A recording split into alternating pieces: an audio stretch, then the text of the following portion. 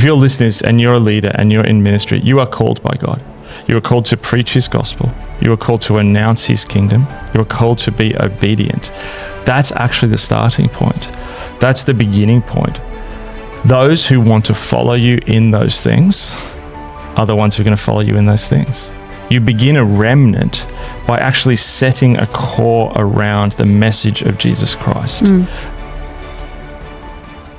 So what are our unexamined practical theologies? Okay, so if you look at the contemporary world, there would be many unexamined practical theologies that people are living from. If you even think of your friends, you go, oh, that person's sort of living from that life script. That person just wants to live for the weekend. That person's defined by their work. You know, so many different things. This person's into wellness. This person's, is a rationalist. But underneath all of them, I was trying to think, like, what's sort of almost a root belief that's underneath all of them? And I want to argue that one of the great beliefs that took hold in the West is something that I've called the secular Sabbath. Okay. The secular Sabbath. So it's almost a meta theology. And I think it's one of our great hidden practical theologies that is unexamined by people, but hugely powerful. Now, to understand what I mean by this, often when we think of Sabbath, we tend to think of taking a Sunday off, taking a Saturday off. There's been, a real re-interest in, is that a word? Re-interest? Oh, look, we'll go with it. A renewed interest in the idea of Sabbath, and some books written on that, and people talking about that. But if you look at the idea of a Sabbath, it's interesting. We often think of it as a rest from work. Now, that is 100% part of it. But I just want to read from Gregory Beale, the theologian's book, New Testament Theology. And he's talking about Adam in the garden in Genesis.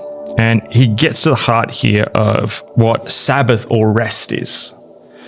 So it says this: just as God had achieved heavenly rest after overcoming creational chaos and constructing the beginning of his creational temple being the world. So notice there's two things here. Number one is he's constructing the world. Yes. So we often think of that as work. But then there's another element, overcoming chaos. So I'll continue with the quote. So Adam presumably would achieve unending rest after overcoming the opposition of the serpent and the opposing temptation to sin and extending the boundaries of the glorious Eden temple around the entire earth. Now, this also finds an important analogy later with David, who cannot build the temple because although he has achieved rest by overcoming outside enemies, there were still internal forces of opposition that were suppressed only after his death. Thus, Solomon built the temple because all enemies, both outside and within Israel, had been conquered for a period. At this time, God is said to have found rest in the holiest of holies in the temple because all his earthly enemies, who were also Israel's enemies, had been defeated.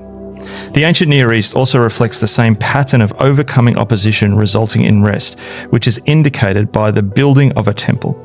So the idea is that Sabbath, rest, is connected to, yes, resting from work, but overcoming enemies. And once you've overcome your enemies externally and internally, then you can rest. And then you live in this temple space. Now, in many ways, if you think about our world and you think about the ideology of our world, particularly in the end of the 20th century and into the 21st century, if you think about how we see the world, I think there's a real analogy here. The idea, which was spoken about a lot on this podcast, is that this idea came about that the sort of Western developed world, particularly after the fall of communism, had defeated external enemies. Yeah, okay. Fall of the Berlin Wall, there was this high point, this triumphant moment, and the world was transformed from this place with enemies into a playground. Where you can travel and you can see the world as this great canvas to paint the story of your life upon. And so all of your internal things that you wish for, your hunger, your lack of access to the good life, that was overcome. It was this new age where we had the connection to more opportunities, more pleasures, more things to buy, and the world was coming together and moving towards this wonderful, wonderful place. So it's this idea that of the world, if you see that what the world became, the ideology of the world, it was a secularized version of that Genesis vision of God overcoming enemies external and internal. Yes. And a temple built for God's flourishing, our flourishing. But in this vision, humans replace God. Yes. And humans, not only humans, it's really the West or the developed world. And the West and the developed world has overcome all its external enemies. And the world is now this place where you can flourish and we can rest and we can have this Sabbath. So it's a secularized version of the day of the Lord. And so therefore, the vision then, what sort of practical theology does that say to people? It says, well, the world is your playground. Go forth and multiply a catalogue of wonderful experiences. And post them all on Instagram. Exactly. And this creates a new type of intensified individualism, which is tied to this reimagining of our environment. That's the sort of basis, the meta theory of, I think, the biggest practical theology that's been probably at play in the last few decades for us. Okay, well, can you describe maybe in more detail this intensified individualism? Yeah.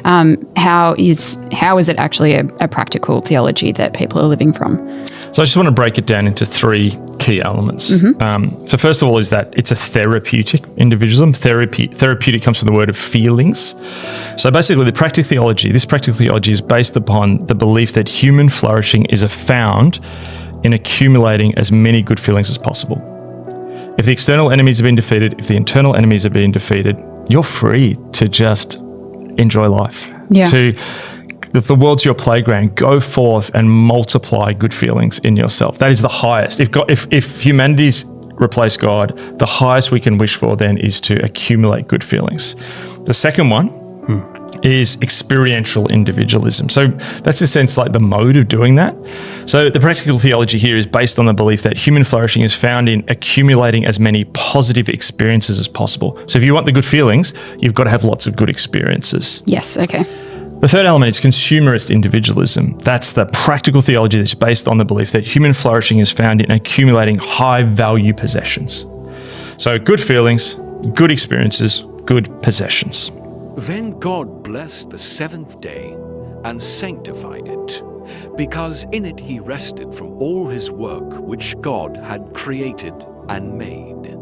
This is the account of the heavens and the earth when they were created, in the day that the Lord God made earth and heaven. Now no shrub of the field was yet in the earth, and no plant of the field had yet sprouted, for the Lord God had not sent rain upon the earth, and there was no man to cultivate the ground. But a mist used to rise from the earth and water the whole surface of the ground. Then the Lord God formed man of dust from the ground, and breathed into his nostrils the breath of life, and man became a living being. The Lord God planted a garden toward the east, in Eden, and there he placed the man whom he had formed. Out of the ground the Lord God caused to grow every tree that is pleasing to the sight, and good for food.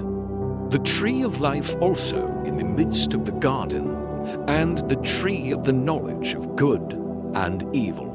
Genesis 2:3-9. Then the Lord God took the man and put him into the Garden of Eden to cultivate it and keep it.